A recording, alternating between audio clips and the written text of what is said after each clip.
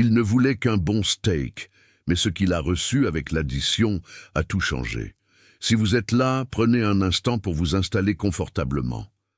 Cette histoire n'est pas seulement passionnante, elle parle de courage, de dignité et du pouvoir que chacun de nous peut avoir, même face à l'injustice. Et si vous êtes de ceux qui ont déjà dû se taire ou qui ont vu les choses tourner mal sans pouvoir intervenir, cette histoire va vous toucher droit au cœur. Avant de commencer, je vous invite à faire une chose toute simple. Cliquez sur le bouton « S'abonner » juste en dessous. Cela ne prend qu'une seconde, mais cela vous permet de ne rien rater des prochaines histoires inspirantes, pleines de valeurs et de vérités qui comptent vraiment. Et si cette histoire résonne avec vous, laissez un petit mot dans les commentaires. Une parole forte, un simple « justice » ou ce que vous ressentez. Cela nous aide énormément. Et, surtout, cela crée un lien entre nous. N'oubliez pas d'aimer et de partager la vidéo. Vous ne savez jamais qui dans votre entourage pourrait avoir besoin de l'entendre aujourd'hui. Tout commence un mercredi après-midi, à Fort Smith, Arkansas. Il faisait chaud, le genre de chaleur qui rend tout plus lent, plus lourd. Un steakhouse discret, dans une galerie un peu fatiguée, à côté d'un magasin d'alcool et d'un bureau de change. Rien d'extraordinaire. Un de ces endroits où l'on mange vite et que l'on oublie aussitôt. Mais cet homme, Daniel Whitmore, n'était pas là par hasard. Il avait l'air d'un client ordinaire, habillé simplement, calme, silencieux. Mais il n'était pas venu pour déjeuner. Ce qu'il allait découvrir ce jour-là, personne ne pouvait s'y attendre. Car sous les nappes et les sourires fatigués du personnel, quelque chose de grave se tramait, et tout allait commencer avec 6 petits mots écrits à la main. Restez bien jusqu'à la fin de cette vidéo. Il y a un message essentiel à découvrir, une leçon de vie qui peut vous redonner confiance, et vous rappeler que, parfois, une seule voix peut tout changer. Daniel n'avait pas réagi. Il avait simplement glissé le petit papier dans sa poche. 6 mots, griffonnés à la main sur un reçu. Si vous êtes bien celui que je pense, ne partez pas sans me parler. Rien de plus. Mais cela suffisait à tout bouleverser. Depuis qu'il avait posé les pieds dans ce restaurant, quelque chose clochait. L'ambiance, les visages, ce mélange de fatigue et de peur, cette tension discrète qu'on ne remarque que quand on a l'habitude de l'affronter. Daniel l'avait vu dans d'autres endroits, mais jamais dans un restaurant qui portait, quelque part encore, son nom. Il observa la serveuse, Jenna, à travers la vitre. Elle faisait semblant de s'affairer, mais elle le surveillait. Pas directement, non, juste assez pour savoir si oui ou non, il avait lu. Il se leva lentement, paya en liquide, et au lieu de sortir, il prit le couloir menant aux toilettes. Mais ce n'étaient pas les toilettes qu'il cherchait. Il n'avait fait que quelques pas quand une voix retentit derrière lui. « Les toilettes sont de l'autre côté, monsieur. » C'était Brice, le manager. Un homme au regard dur, le genre de regard qui vous observe plus qu'il ne vous accueille. Daniel se retourna calmement. « Je cherchais le responsable. » « C'est moi. Si vous avez un souci, vous venez me voir. On n'interrompt pas mon personnel. » Le ton était mielleux, mais chaque mot avait un arrière-goût de menace. Daniel le fixa. Il va falloir s'y habituer, aux interruptions. Brice resta figé un instant, incapable de savoir à qui il avait vraiment affaire.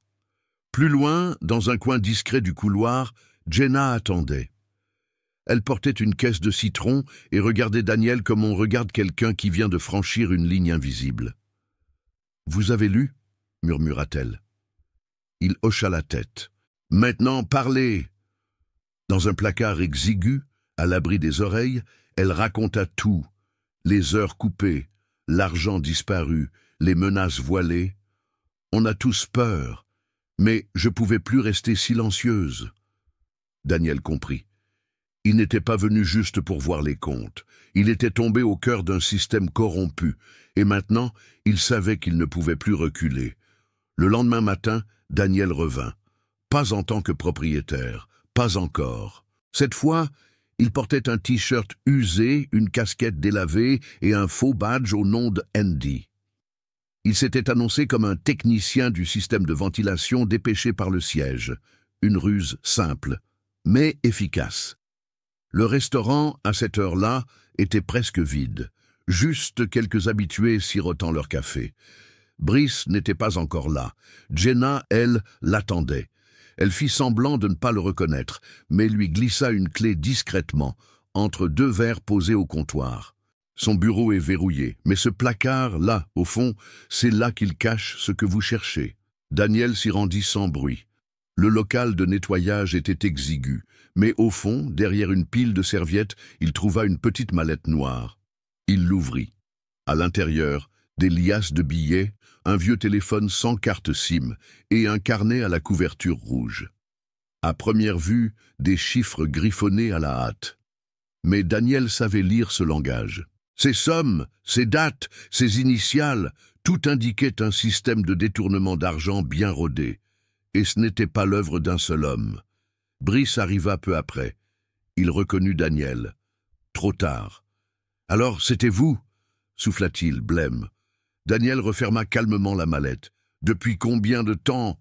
Brice tenta de rire. « Vous ne pouvez rien prouver. » Mais Daniel ne souriait pas. « Ce carnet? Ce téléphone? L'argent caché dans le placard de nettoyage? Je pense que ça suffira. Et vous savez ce qui est pire? Vous avez fait ça en exploitant des gens honnêtes. Des gens comme Jenna. » Le masque de Brice tomba. Il lâcha un juron. « Vous ne comprenez pas. Ce n'était pas que moi. C'est Glenn qui m'a montré comment faire. Il disait que vous ne vous occupez plus de rien, que tout le monde prenait sa part. » Le nom résonna dans l'air comme un coup de tonnerre. Glenn, son vieil ami, son bras droit, celui en qui il avait toujours eu confiance. Et tout d'un coup, Daniel comprit. Cette affaire allait bien plus loin qu'un simple vol de caisse. Le nom de Glenn avait laissé un goût amer dans la bouche de Daniel.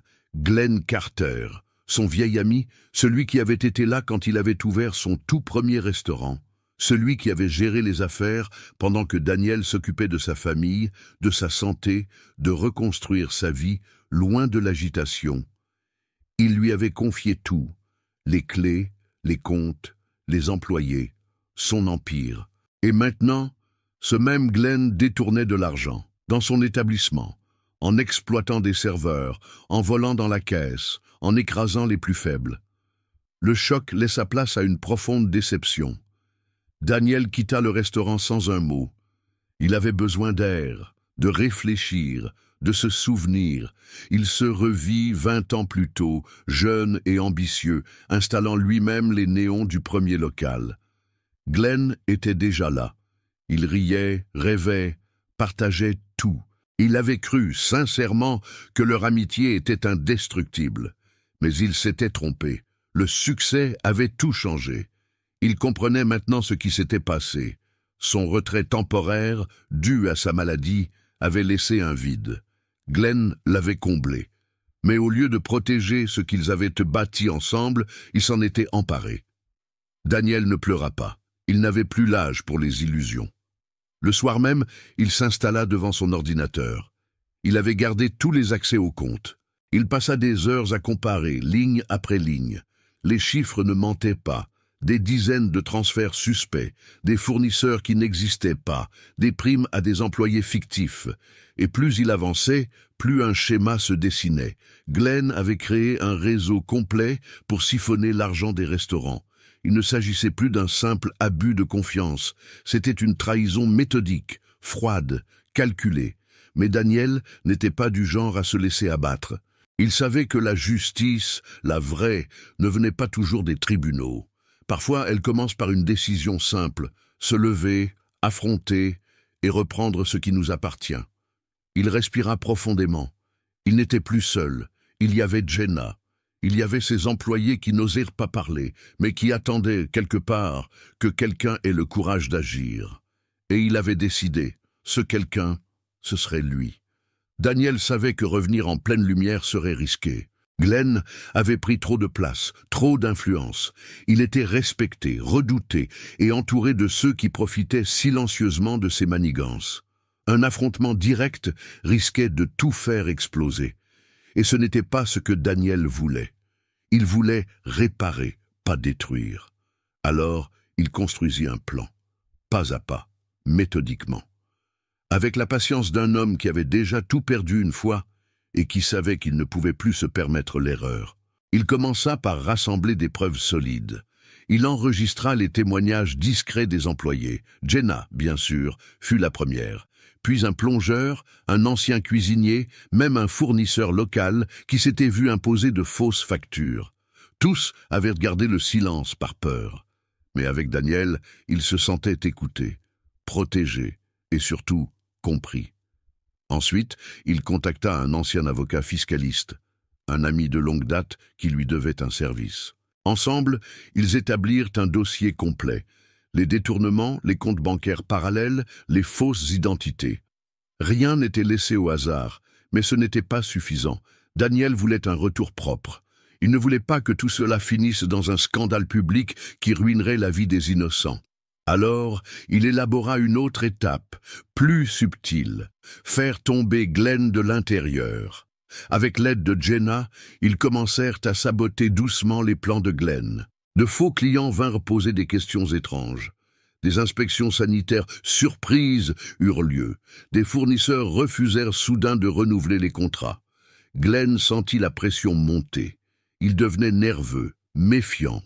Il s'agaçait pour des détails. Il commençait à perdre ce sang-froid qui faisait sa force. Et pendant ce temps, Daniel, lui, avançait. Il réunit discrètement les actionnaires encore fidèles, leur présenta les preuves. Un à un, ils comprirent l'ampleur de la trahison. Et ils firent ce que personne n'attendait. Ils demandèrent une réunion d'urgence, avec Daniel à leur tête. Il ne s'agissait plus d'un retour. C'était une reconquête. Et bientôt, Glenn allait devoir faire face à celui qu'il avait cru pouvoir effacer. La salle de réunion du siège était baignée de lumière, grande, froide, impersonnelle, un endroit où les décisions tombaient comme des couperets. Glenn entra le premier, sûr de lui, son sourire confiant vissé sur le visage. Il s'attendait à une réunion de routine, peut-être une mise au point. Rien de plus. Mais en voyant Daniel assis à la table, entouré d'actionnaires et du conseiller juridique, son visage se figea. « Qu'est-ce que c'est que ça ?» demanda-t-il d'une voix raide. Daniel ne répondit pas tout de suite. Il ouvrit simplement le dossier devant lui. Photos, comptes, témoignages, transcription d'appel. Il n'avait pas besoin de parler. Les faits parlaient pour lui. Glenn se leva d'un bond. « Vous ne pouvez pas prouver que j'ai fait tout ça. » Mais un des actionnaires, un homme d'un certain âge que Glenn croyait acquis à sa cause, le coupa calmement. « On n'a pas besoin de procès, Glenn. On a besoin de vérité. » Alors Glenn comprit. Son règne était terminé. Daniel le regarda droit dans les yeux, pas avec haine, mais avec une tristesse profonde. « Tu étais mon ami, mon frère. Tu aurais pu venir me parler. Mais tu as préféré me voler. Et pire encore, tu as utilisé des gens honnêtes pour te remplir les poches. » Glenn tenta de se défendre, de parler, mais sa voix n'avait plus de poids. Plus personne ne l'écoutait. La décision fut prise sur le champ. Glenn fut démis de ses fonctions. Le carnet rouge et tous les documents furent transmis aux autorités. Daniel ne demanda pas vengeance. Il demanda justice. Et il l'obtint. Dans les mois qui suivirent, Daniel reprit la tête de ses établissements. Mais cette fois, il ne revint pas comme un patron distant. Il se montra, salua chaque employé, remercia ceux qui étaient restés loyaux. Il fit installer un tableau dans le restaurant principal.